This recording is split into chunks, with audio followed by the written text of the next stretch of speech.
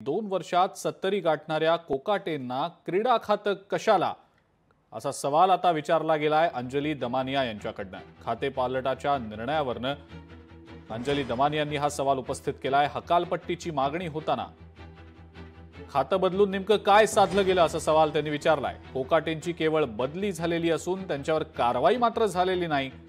अजित पवारांनी कोकाटेंचा राजीनामा घ्यायला हवा होता असं अंजली दमानियांनी मागणी करत म्हटलंय। खातं बदलणं हा त्यातला मार्ग खरंच नव्हता, पण अजित पवारांनी एकाचा राजीनामा घेतला, शिंदेनी अजून कोणाचाच राजीनामा घेतला नाही, म्हणून आपण दुसरा राजीनामा घेणं योग्य होणार नाही असं अजित पवारांना वाटलं असेल। त्यांच्याकडनं एक मंत्रिपद काढून दुसरं दिलं, ज्याला आपण सामान्य भाषेत बदली म्हणतो, तर त्यांची बदली करण्यात आली आहे। ही कुठच्याही प्रकारची कारवाई नक्कीच नाहीये आणि ही झाली पाहिजे असंच माझं म्हणणं आहे। लोकशाही मराठी ऐका, पहा, जागरूक रहा।